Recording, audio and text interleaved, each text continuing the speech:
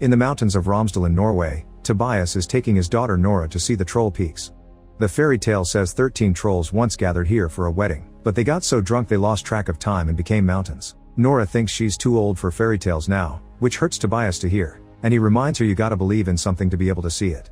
20 years later, on the Atlantic coast of northwestern Norway, Nora is an archaeologist on a digging expedition with her team. Most of them are ready to give up because they've found nothing in 6 months and funds are running low, but Nora is stubborn and keeps going. Her persistence pays off and she ends up finding a dinosaur skull, for which the team throws a celebration. Meanwhile in the Dovre mountains, a construction group is working on building a new railway by digging through the mountains. This has gotten lots of attention from activists that are against such destruction of nature, but their presence is ignored.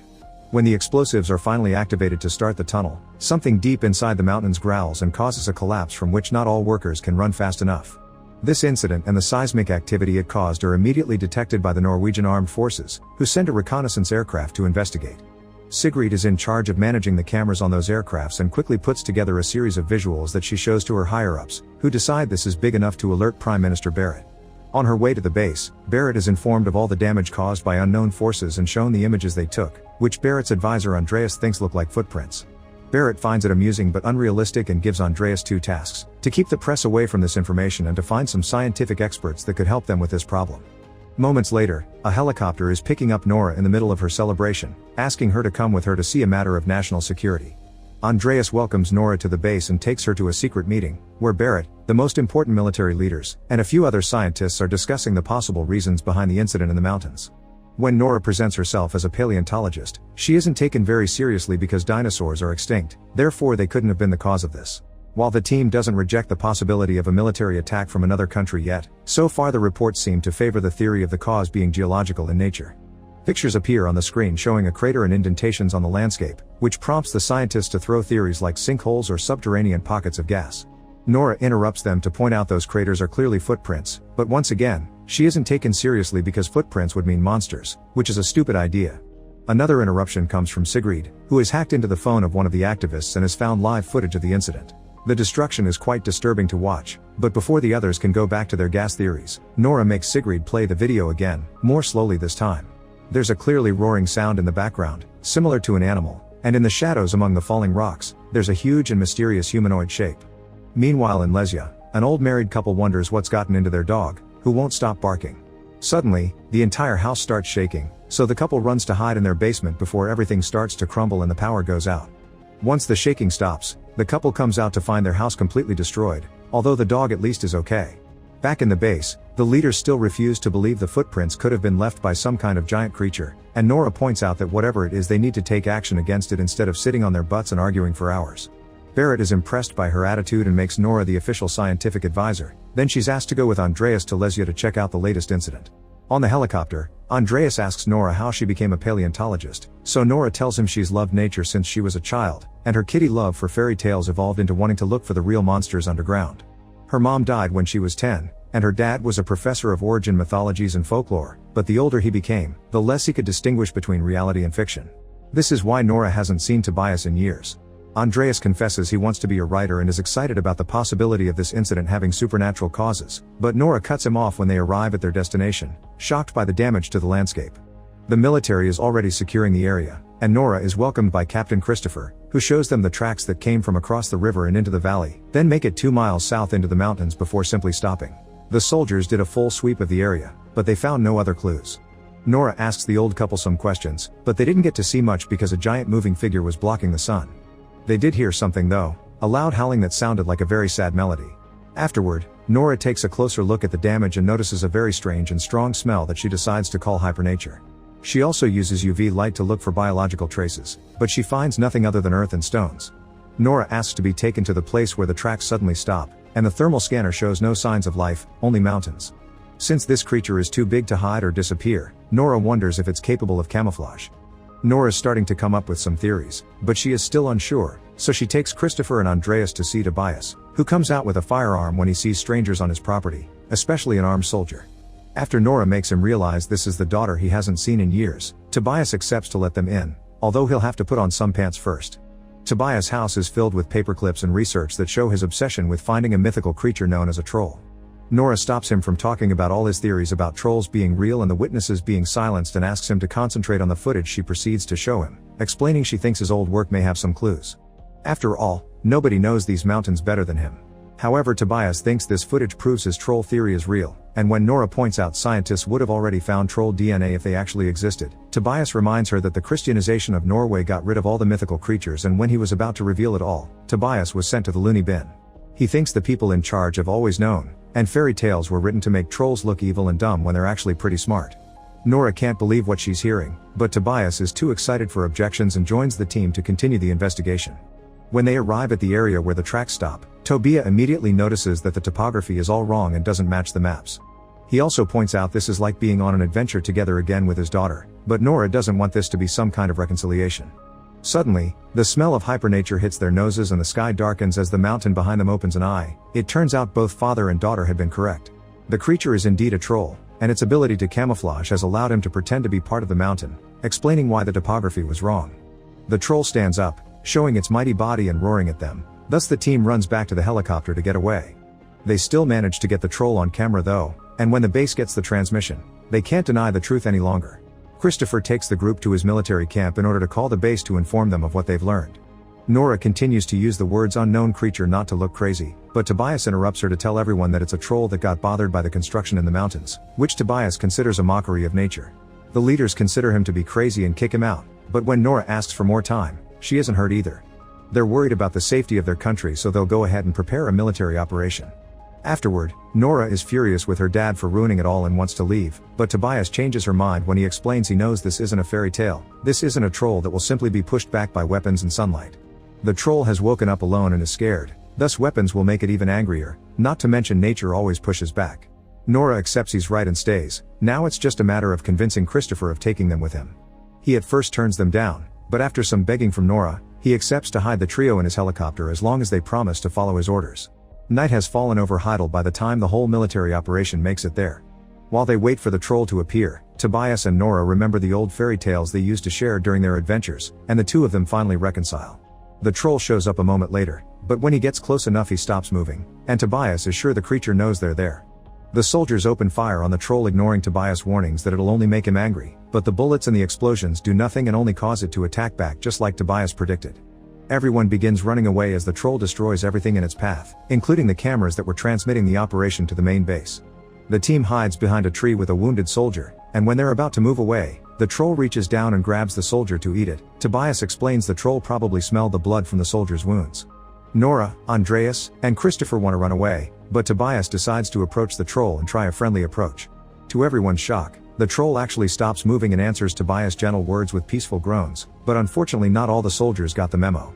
A truck opens fire on the troll again, and when the creature turns around to counterattack, it accidentally hits Tobias in the process. As the troll walks away, Nora rushes to her father's side, and Tobias mumbles the words the palace, the king, home, asking his daughter to remember to believe before he dies. When they return to the base, Nora keeps herself busy looking over Tobias' research to forget the pain and look for a solution. When Andreas and Christopher come to check on her, they inform her they've lost sight of the troll for now, but the army is getting ready for an airstrike. Nora thinks this attack will have the same result as the first one, meaning they need to think outside the box. The fairy tales say trolls don't like sunlight, but they've seen this one come out in daylight. The other clue they have is Tobias' mention of how the trolls were destroyed by the Christianization of Norway, which gives Nora an idea. They contact Barrett and the others to explain that stories say trolls used to throw boulders at churches when they heard the bells, which means bells are what they need to use. The leaders think this is ridiculous, so Christopher has to cut in to remind them nothing has worked so far and they need alternatives, thus Barrett reluctantly gives them permission to carry on the plan. The troll reappears moments later, coming closer to the Hunderfossen family park and causing massive panic among the crowd. As everyone begins running away except for a little girl that wants to watch the creature, Christopher and Nora show up in a helicopter, guiding a whole hover that is carrying giant bells.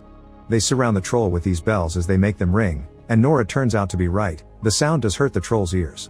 However, the troll also doesn't hesitate to attack to defend himself, hitting the helicopters and making them crash.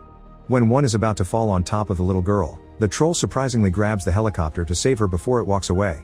Since this happened in such a public location, now the whole world knows about the troll and the fact it's making its way to the capital city. Newscasts from every country cover the incident and phone recorded clips go viral on social media. When the team returns to the base, a furious Barrett ignores Nora when she points out the bells did work, so they should try again from a different angle, and kicks her out of the base. On her way out, Nora bumps into Christopher, who confesses he thinks Barrett is making a mistake and he'll be there for Nora if she ever needs anything. In the conference room, the military leaders tell Barrett about some dangerous missiles that haven't been officially approved yet. Barrett can't believe she didn't know about this, and Andreas points out such weapons shouldn't even be considered, but this only gets him kicked out of the room. Seeing as he won't be taken seriously, he decides to quit and rejoin Nora on his way out, telling her to get ready because they're evacuating the city.